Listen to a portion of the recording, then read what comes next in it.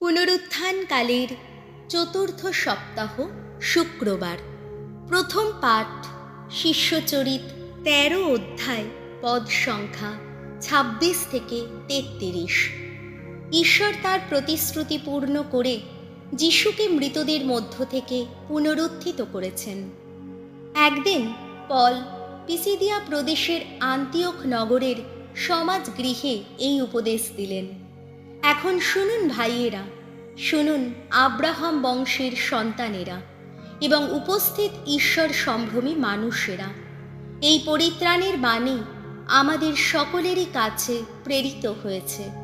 জেরুসালেমের অধিবাসীরা ও তাদের সমাজ নেতারা যিশুকে চিনতে পারেনি, তবে তাকে দণ্ডিত করে তারা কিন্তু প্রতি বিশ্রামবারে প্রবক্তাদের যে বাণী পাঠ করা হয় সেই বাণী সার্থক করে তুলেছে।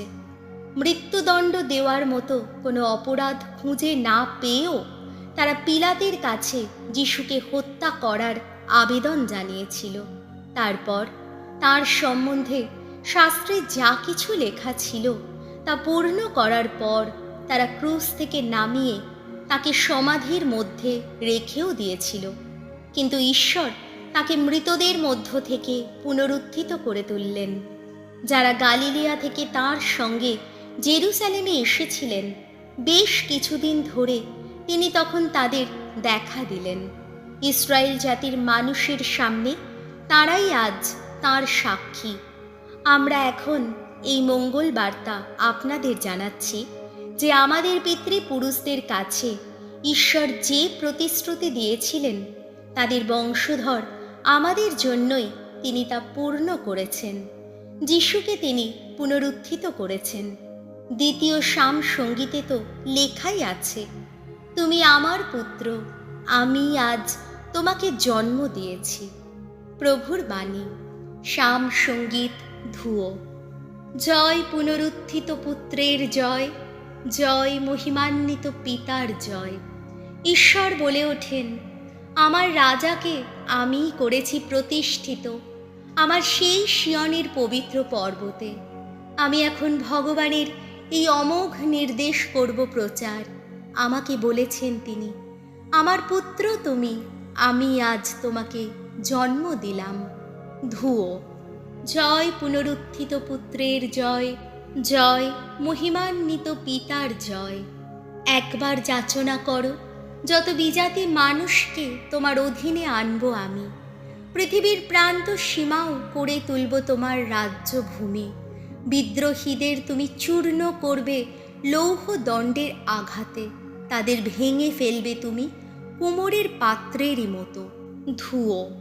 জয় পুনরুত্থিত পুত্রের জয়, জয় মহিমান্বিত পিতার জয়।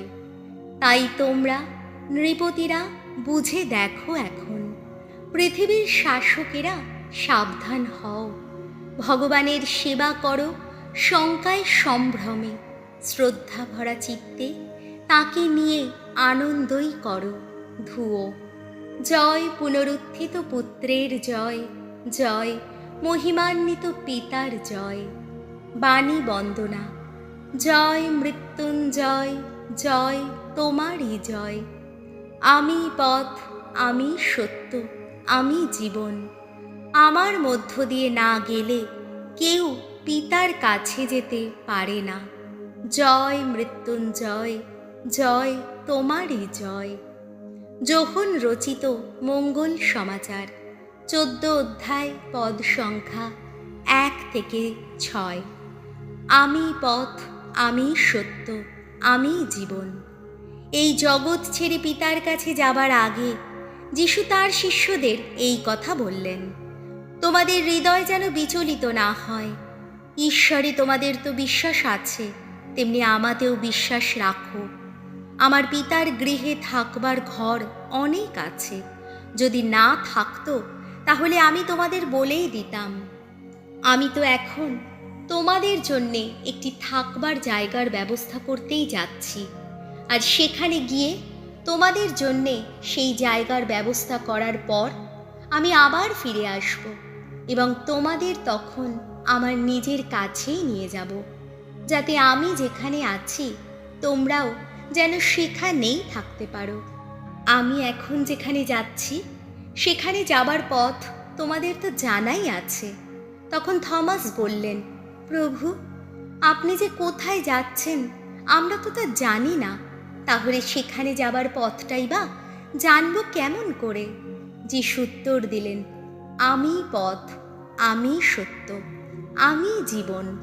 আমাকে পথ করে না গেলে কেউই পিতার কাছে যেতে পারে না।